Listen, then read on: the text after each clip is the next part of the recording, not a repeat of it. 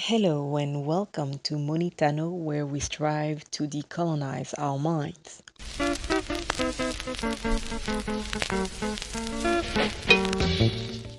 Actor Wendell Pierce recently made news for reportedly having been arrested for battery.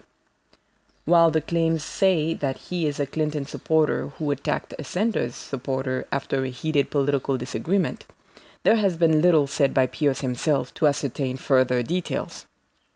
He is alleged to have been charged with battery and released on $1,000 bail on Sunday, May the 15th.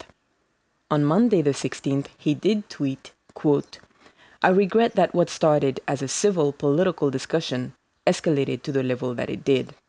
Although what was reported thus far differs in important respects from what actually occurred, I have confidence that the judicial process will work as it should." End quote. Pierce has been a vocal advocate for justice as well as an economic activist.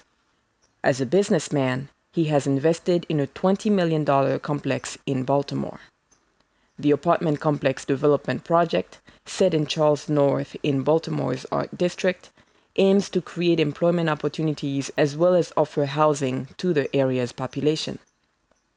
Pierce has also been in business in New Orleans with his business partner, building multi-stakeholder partnerships from which to open grocery stores in underserved neighborhoods, areas which he refers to as food deserts in that they lack access to fresh produce for miles on end. In referring to the progress of his grocery store enterprise, Pierce is blunt about having incurred the enmity of New Orleans Mayor Mitch Landrieu for political reasons.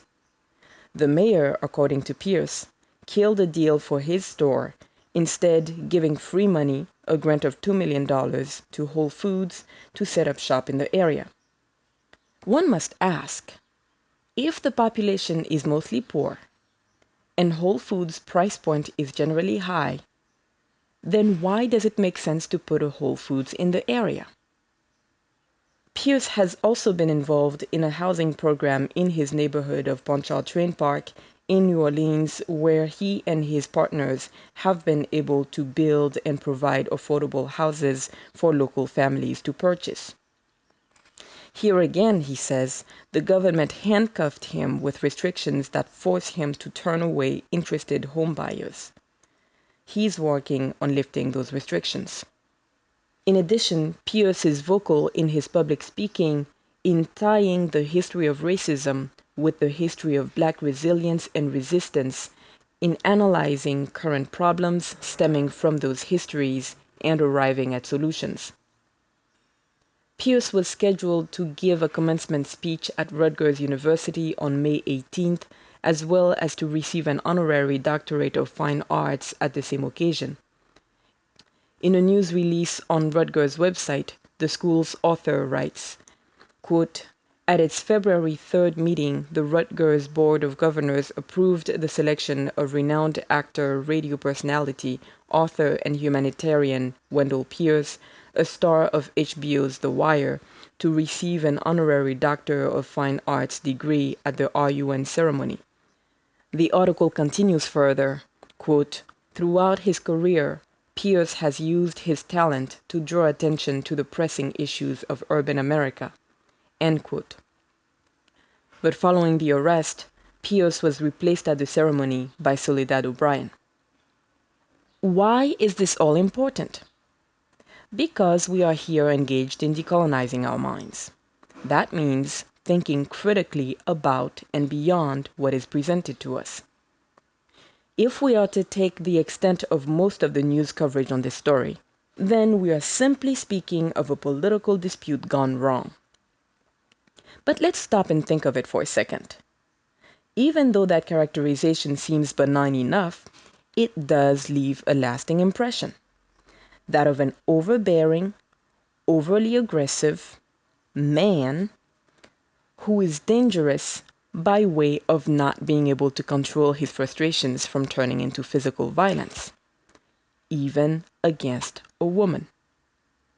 So already our minds are being, not mildly, but blatantly suggested a ready-made conclusion. Another thing, The reports say that the lady was with friends, including her boyfriend. We all know how to count, so that's at least 3 people, including at least 1 adult male. The reports also say that Pierce was with his girlfriend. That's 2 people, 1 man, 1 woman. Somebody please help me understand how that then translates into 1 angry man against 1 woman.